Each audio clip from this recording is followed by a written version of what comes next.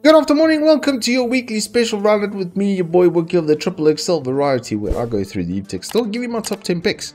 Starting off though with the elephant in the room. If you haven't realized it by now, Evetech has moved to a better and bigger facility, which is going to help to streamline a lot of their processes and get you the support and service you need. And if you do need support and service or help with absolutely anything, then there are contact details here on the page. So check it out by clicking on this link right here.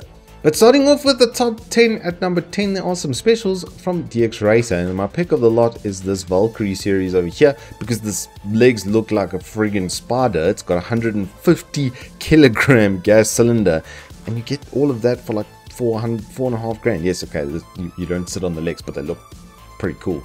It seems like it's going to be slightly narrower, which is also maybe a plus if you are working in between, like my cubicle is 2x2, then you'll be able to sit on that absolutely no problems, maybe.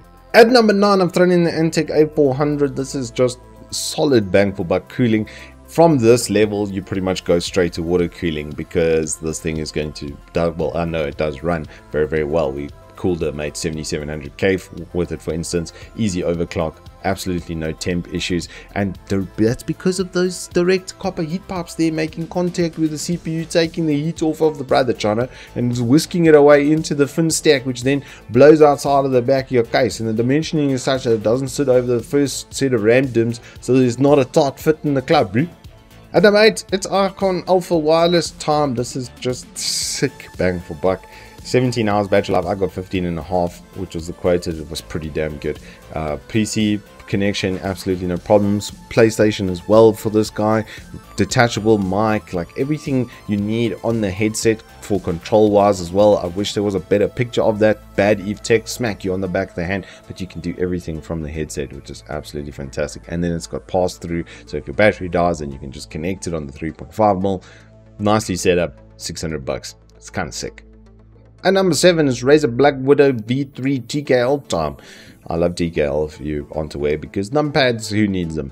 Except for my Excel crowd, where you at? Hit me up in the comments below. But before 65% takes over, this is the way to go. And with a 2-year warranty, it means your guaranteed cost of ownership is about 750 Rand per year to get green switches, which are actually very good from Razer, to be honest, full backlit keyboard and pretty good build quality. I like. Now, at number 6, I had to throw in the Endgame Gear XM1, which I'm dying to get a review sample of. If any of you know me, I very much like peripherals, and this one does feel and look a lot like a Sensor 10, which is currently what I'm using, but this is 8 grams lighter, has a similar sensor. It's not a TrueMove Pro, but it is the 3389, so with 50G and 450 RPS, that's pretty good. And you can adjust the lift off distance in the software, which I'm extremely keen on doing. I have a lot of sweep and lift as a general, so I'm kind of keen to get my hand on this. It's got its own mechanical switches, or the KL GM 4.0 mechanical switches in it as well, which I'm just curious to see how this thing feels all around. But on the surface of things, it looks like a very solid offer at 1,000 Rand. Breaking into the top half at number 5, there's a SSD here from old WD. They've thrown a 1 TB at our faces for 1,800 Rand. Now, when I first bought my first SSD, it was a Corsair Force 3. I'm showing my age. I didn't get the GT because I was poor. Because a 120 gig, even from the supplier plus VAT, was 1,500 Rand. So this is, if you're counting, 300 bucks more than that. And now it's a 1 TB, which is absolutely disgusting. And Western Digital has been on the up and up. They've been doing pretty damn well. And that comes with a 5-year warranty. So your cost of ownership is 350 Rand per year, give or take. That's pretty good. At number 4, I've thrown in, well, my router. This is what I've been using, is the Archer C80 AC1900. There's a review from your boy as well. And this is just, it's really good. The Wi-Fi distance is incredible on this. The speed is also fantastic.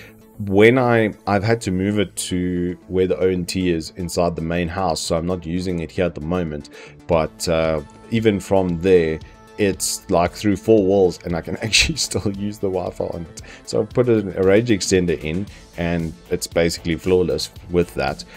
4 gigabit Ethernet ports as well, which is really nice to have. An actual proper quality of service handling, and it can aid your ISP, because your ISP's quality of service is really going to dictate how well that does work, but there will be no drawbacks from the router, which is the good news. All of that, I believe, with a 2-year warranty for $1,100. This is a really nice upgrade right now. For our 144Hz gamers at number 3, I threw in the ViewSonic, simply because it's a VA panel. It is curved, which is not something I liked too much when I did use it. I have done a review of this. It should be on the page. I'm going to smack the AMD marketing boys. But it's very, very good for the money, and the VA just gives way better color reproduction than TN. Most importantly, this is a proper 1 millisecond response time VA. I have seen smearing on my current monitor comparatively.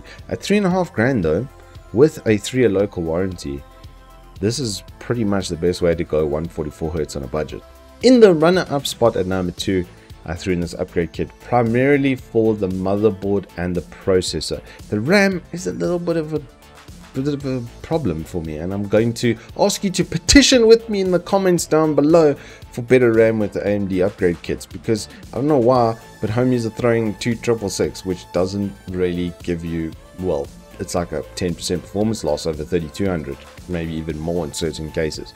But the 3600 is still a really solid processor. It can game, it can stream, it can do everything for you at the same time. Super easy to cool as well, 65 watt TDP. But the main thing here is this motherboard.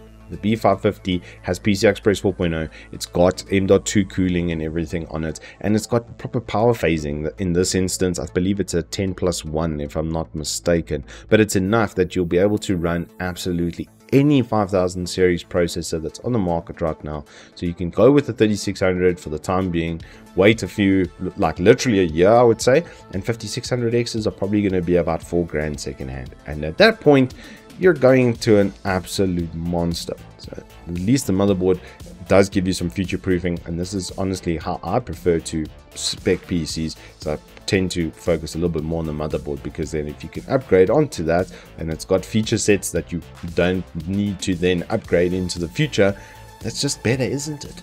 And finally, at number 1, I picked this Intel kit, and it might seem a little bit weird on the surface of things, but once again, the motherboard and the processor and the RAM are just so well matched, it's kind of a joke. So for $6,500, I mean, you're getting a Z490P, which is not the most feature rich of the Prime series motherboards, but it's got really good power phasing setup once again. So you're going to be able to put a new processor on that, absolutely no problem. It's got a slot protector for the GPU, it's got M.2 spaces as well, 2 of those, as you can see by the layout over there. Proper sound card on it as well, 5.1 channel. So the motherboard, even like at the end of its life, it's got enough ports and stuff that you can set it up as a media PC. So it will have some longevity thereon. And the 10400F is like super solid. Also super easy to keep cool, 6-core 12-thread. Once again, can do streaming, gaming, everything you need to do, because it's got that hyper threading. And then they put the 3200 megahertz, which is really the sweet spot right now. So all of that for $6,500 with a 3-year local warranty is a pretty good deal. And that, ladies and gentlemen, is all I have for you in this specials roundup. I will be back later in the week with more reviews, so stay locked here on Evetech YouTube, and I will see you on the flip side.